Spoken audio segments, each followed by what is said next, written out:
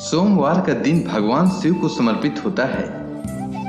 इस दिन जो भी मनुष्य भगवान शिव की पूजा पूरी श्रद्धा भाव के साथ करता है, उसकी हर मनोकामना भगवान शिव अवश्य पूर्ण करते हैं। आज भाद्रपद माह की पहली सोमवार है और आज सोमवार के दिन सोमवार व्रत कथा अवश्य पढ़नी या सुननी चाहिए और दूसरों को भी सुनानी चाहिए।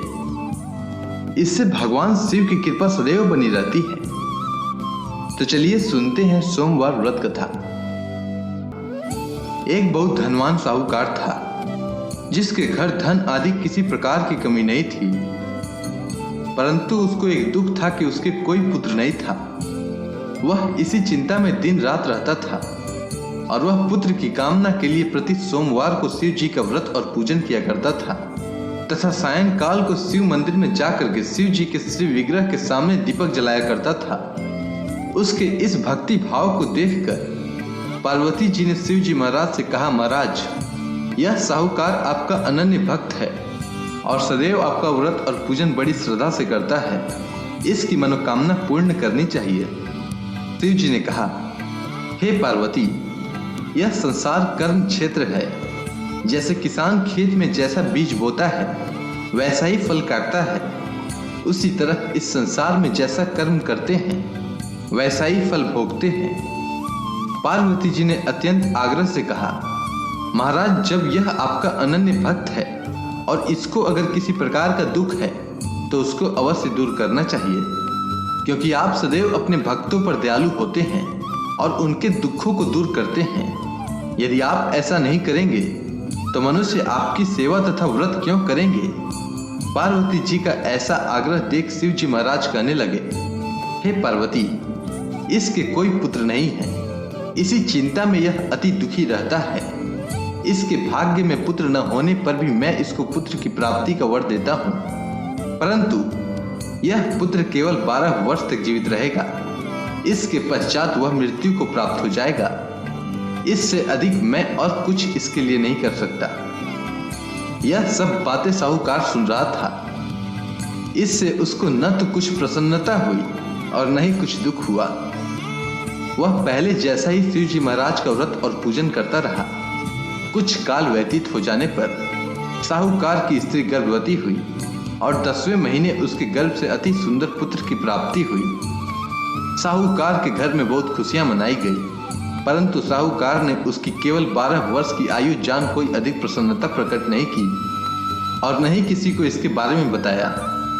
जब वह बालक 11 वर्ष का हो गया तो उस बालक की माता ने उसके पिता से विवाह आदि के लिए कहा, तो वह साहूकार कहने लगा कि मैं अभी इसका विवाह नहीं करूंगा, अपने पुत्र को काशी जी पढ़ने के लिए भेजूंगा।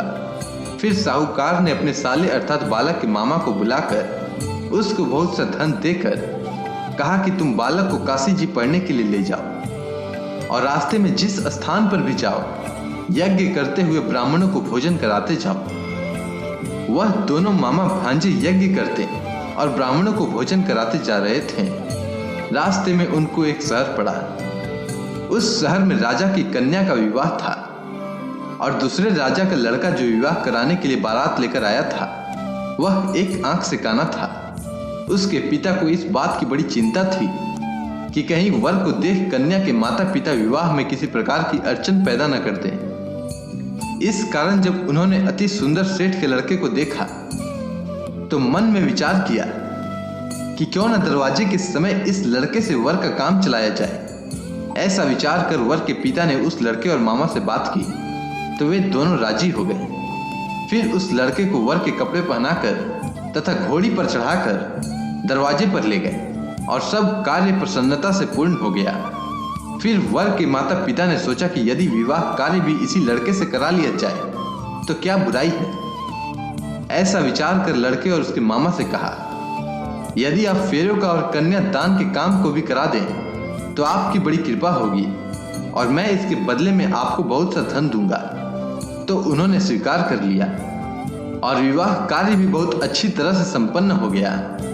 परंतु जिस समय लड़का जाने लगा तो उसने राजकुमारी की चुनरी के पल्ले पर लिख दिया कि तेरा विवाह तो मेरे साथ हुआ है, परंतु जिस राजकुमार के साथ तुम्हें भेजेंगे वह एक आंख से काना है और मैं काशी जी पढ़ने जा रहा हूँ। लड़के के जाने के पश्चात उस राजकुमारी ने जब अपनी चुंदड़ी पर ऐसा लिखा हुआ पाया तो उसने राजकुमार के साथ जाने से मना कर दिया और कहा कि यह मेरा पति नहीं है, मेरा विवाह इसके साथ नहीं हुआ है, वह तो काशी जी पढ़ने गया है।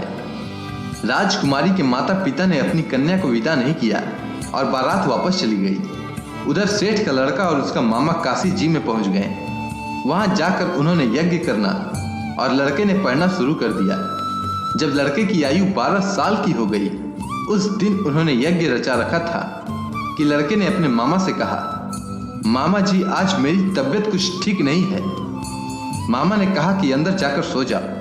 लड़का अंदर जाकर सो गया और थोड़ी देर में उसके प्राण निकल गए।